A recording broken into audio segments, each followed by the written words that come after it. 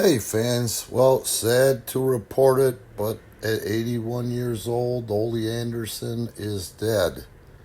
I'm going to go ahead and put in the description, what I can find out about it so you can see who he survived by. I'll put the Wikipedia link in there. And whenever I see a report that someone's passed in the wrestling industry, the first thing I do is go to TMZ to see if it was real.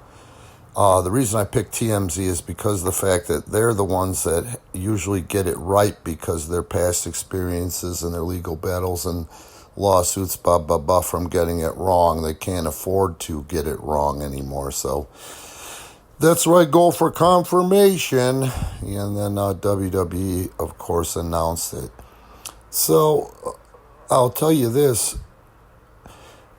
People are going to talk a lot of crap about, Ole was a prick and Ole was an asshole and blah, blah, blah, blah, blah, blah, blah. Ole had a job to do, okay? Our business was to be protected. The wrestling industry was supposed to be protected, and it wasn't supposed to be full of these tens of thousands of half-speed luchadors and morons that you can look inside the ring and fans say, I could kick that guy's ass. And as a result of that, the record speaks for itself. Whatever anybody says about Ole Anderson and the way he did things and the way he treated people, well, that's what the industry was. When I broke in 1989, it was that way. And there were a lot of people in the locker rooms, on the rosters and bookers that did things the way Ole did. And as a result of that, we were able to wrestle every night of the week and make a living at this. It wasn't just one company to make a real living at, you see. And go see for yourselves the believability factor in the Four Horsemen or any time Ole worked. Look at all the people in the wrestling industry with Ole Anderson's thumbprint on them that went on to succeed and make a lot of money. So people may not have liked that I'm going to go ahead and say gruff, style of booking or style of talent development or whatever. But I tell you, the business was a hell of a lot better off back then under a guy like that.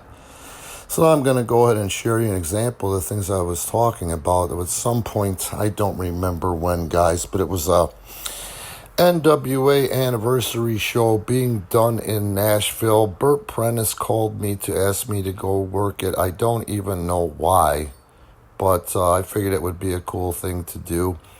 And they were honoring, and this is the real reason I went, they were honoring Ole Anderson and Jackie Fargo. And that's why I really went, is I wanted to see what these guys had to offer and meet them, because I was a student of the game. I wasn't a student of the game to be a fanboy. I was a student of the game to get better, And knowing that if you're going to work on a show where Ole Anderson was probably going to see your match and give you critiques, I was humble enough to know that I could learn from that. You understand what I'm saying? Not like today's entitlement and, I'm okay, you're okay, and it doesn't matter if you're the shits. There was two kind of people in Ole's world. You were a worker or you were the shits. And most guys, in Ole's opinion, were the shits. But he learned to tap into a lot of, those people's different personal characters to make them successful wrestling characters, even though he figured that, and this is great, and I think he's even said it verbatim, the only two that weren't the shits in the wrestling industry were himself and Danny Hodge, which is hilarious. But I'll tell you what, believability factor, man, they don't get any more believable than Danny Hodge and Ole Anderson. So, like I said, I'll talk about Jackie Fargo another day, but I knew that, Ole was snug, and, I'd seen Ole only in passing, at WCW. I didn't really get to know him, or, I went up and, of course,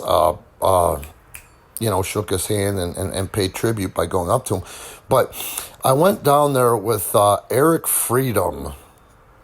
And I didn't want to get into the stuff with Eric Freedom. I'm just going to let Ole's words speak for himself, And while we were riding down there, I told Eric, now, Ole is snug. If I was you, I would just stay away from him. Don't tell me how to talk to the old timers. I know how to deal with the old timers. I'm like, man, I'm telling you, okay, suit yourself. So I went up and I shook his hand, and, the wrestler handshake, you guys don't even know what the hell that is. You think you do, but you don't. And nothing blows my mind more than people today fucking up that handshake and trying to teach themselves carny. But Freedom walked up. No, I walked up first. And the way I would shake someone's hand, especially an old timer like a Vern Gagne or an Ole Anderson, is I would come in and shake their hand. And as they tightened the grip, I would adjust. Back in the day, that's the way they decided if you worked snug or if you worked light. And some people just thought that was ridiculous. And I had the feeling Ole was one of them.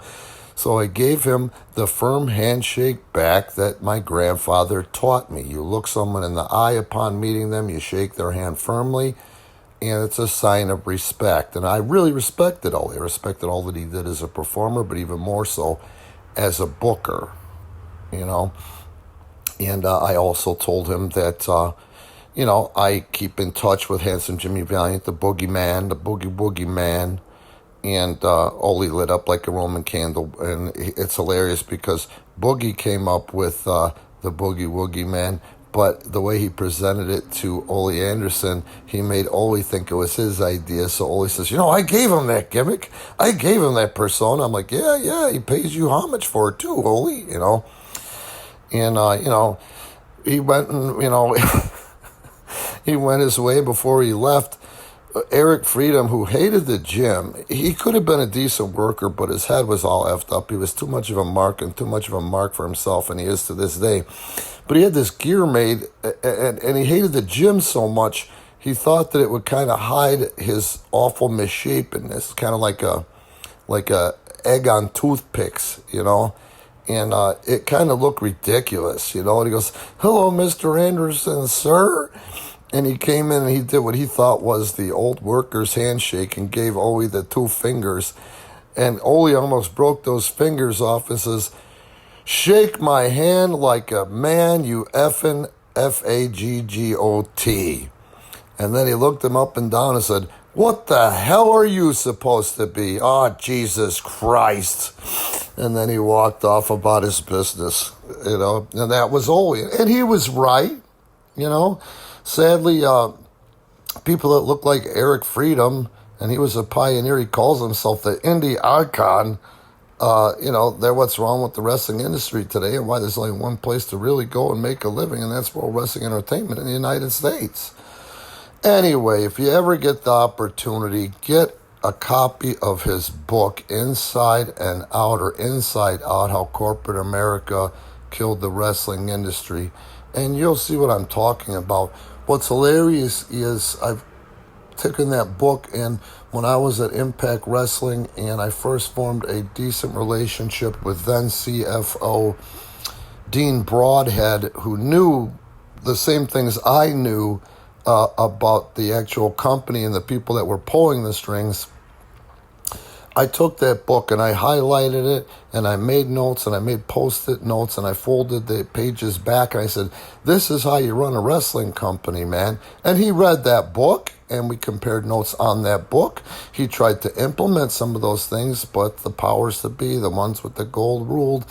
They won out. The rest is history. And I'm talking about the TNA Impact, which was on Spike TV and ran into the ground by Dixie Carter. Okay, guys, I, for one, am going to miss Ole Anderson. I think that he's a guy who, when you talk about pioneers, he really did a hell of a lot for the wrestling industry. And I can't think of too many people out there that ever made any money. At least half the people in the industry didn't at one point have Ole's thumbprint on them. He wasn't hired to be a nice guy. Wrestling was supposed to be a protected industry. We don't know how he was outside the industry, but he did what you were supposed to do in the wrestling industry.